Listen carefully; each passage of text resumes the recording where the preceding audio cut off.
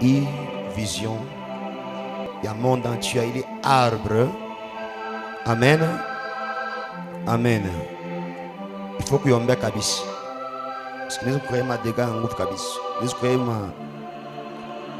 ma trouble à mingi. Monde entier. 11.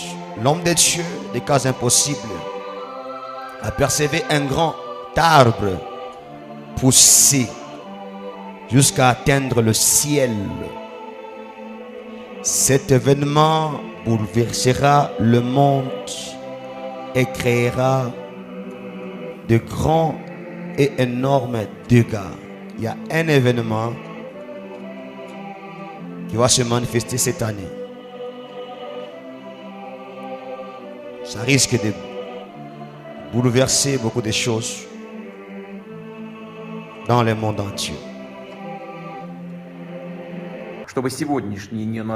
Vous avez prêté serment d'allégeance au peuple ukrainien et non à la junte antipopulaire qui vole et harcèle son propre peuple. Ne suivez pas ces ordres criminels. Toute la matinée, les combats se sont intensifiés. L'armée russe a multiplié les attaques contre des sites militaires ukrainiens. Quelques heures après les premiers bombardements, le dialogue semble désormais impossible. Le président ukrainien a annoncé dans la matinée avoir rompu tout lien diplomatique avec la Russie. Vision. Il y a monde entier, il est arbre. Amen. Amen. Il faut que vous ayez kabis. Parce que nous croyons ma dégâts en groupe kabis. Nous croyons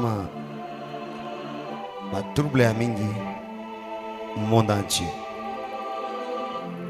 Fatima Tawan pour connaître les réactions africaines à cette guerre en Ukraine, tenter aussi d'en comprendre l'impact économique. Absolument. Et pour l'heure, on ne peut pas dire que les réactions soient très nombreuses. On en note de 3 types. Il y a des condamnations immédiates, sans ambiguïté, plutôt rares. Les mitigées, les absentes, beaucoup plus nombreuses.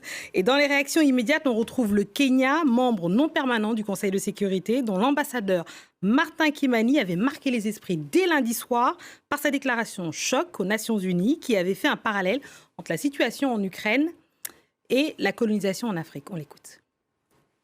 Les prophètes voyaient le pied du diable piétiner la nourriture.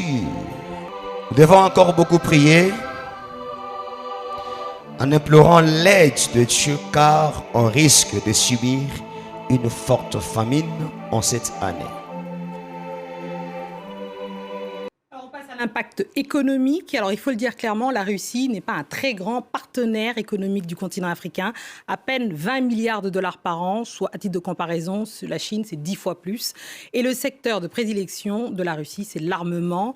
Mais depuis quelques années, on remarque une certaine diversification des intérêts russes sur le continent, notamment depuis 2014 et les sanctions occidentales suite à l'invasion de la Crimée. Aujourd'hui, elle exporte des céréales et des hydrocarbures. Et sa première zone d'influence sur le continent africain, c'est le Maghreb.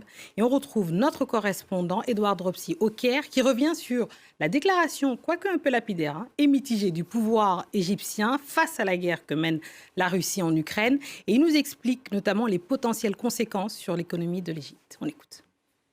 Le gouvernement égyptien a réagi quelques heures après l'invasion du territoire ukrainien par la Russie. Dans un communiqué liminaire de quelques lignes, le ministère des Affaires étrangères a appelé les parties au dialogue pour, je cite, ne pas troubler encore plus les équilibres régionaux et mondiaux, sans toutefois condamner l'invasion du territoire ukrainien par la Russie. Alors pourquoi une telle prudence de la part du gouvernement égyptien ?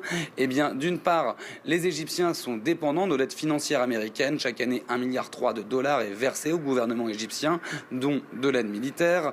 Et c'est donc un partenaire à ne pas froisser.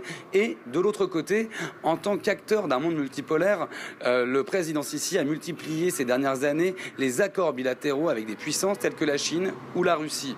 Une autre question se pose. L'Égypte est le premier importateur mondial de blé. Chaque année, 13 millions de tonnes. La Russie lui en fournit 50%, l'Ukraine 30%. Donc la question se pose de savoir si les prix vont augmenter. Pour plusieurs économistes, ce ne sera pas le cas, notamment parce que désormais le gouvernement égyptien a 6 mois de blé dans ses stocks. Encore faut-il que le conflit ne perdure pas.